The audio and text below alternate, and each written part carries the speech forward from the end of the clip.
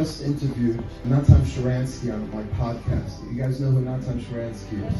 So he was the face of Soviet Jewry. We had 3 million of our Jewish brothers and sisters caught behind the Iron Curtain for decades trying to get to Israel.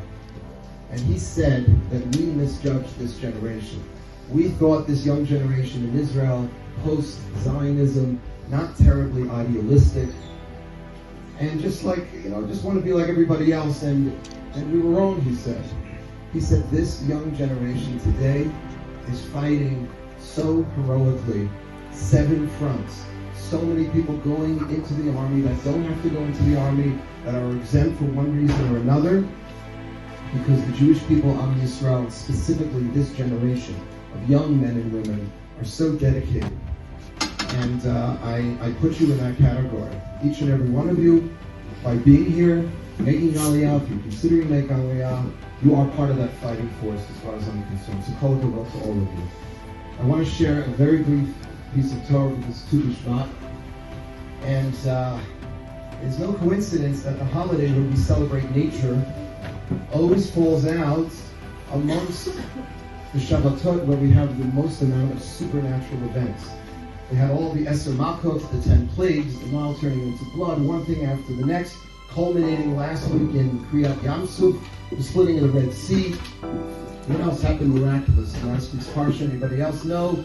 Besides the splitting of the sea, we were also introduced to the man which fell from the heavens. Anything else? Supernatural. What's that? Miriam's well, excellent.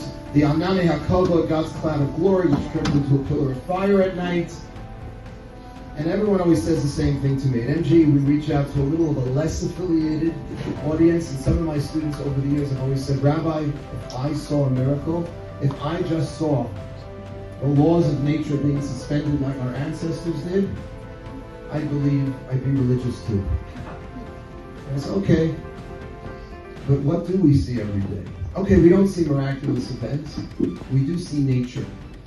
Nature, I believe, is Hashem's way of reminding us that He's still there without being too much in our face.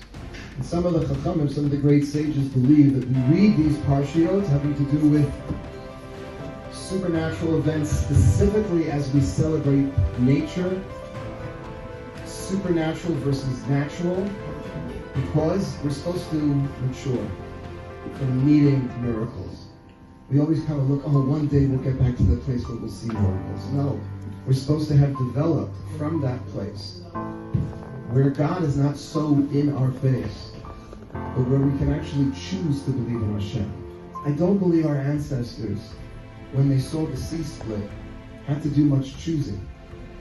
When God assembled all of Bnei Yisrael around Har Sinai, as we see in this week's Parsha, Yitro, you can't but choose God when He's talking to you, when He's splitting seas in front of you. But when Hashem pulls back a little, and He hides Himself, but reveals a little hide and seek, and He demonstrates to us, maybe not the defiance of the laws of nature, maybe not, the splitting of the sea, but an orange, a cantaloupe. You need to choose to see God behind an orange. Really, it's so hard, but it's harder than an overt miracle.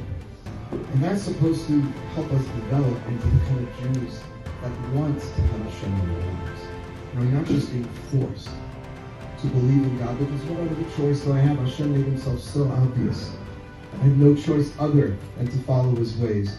We, by not living in times of overt miracles, Hashem leaves us some room for us to choose. By being here tonight, and by learning and eating the beautiful fruits of Israel, and making brachot, we're all choosing, by fulfilling the mitzvah of Yishuv Eretz Yisrael.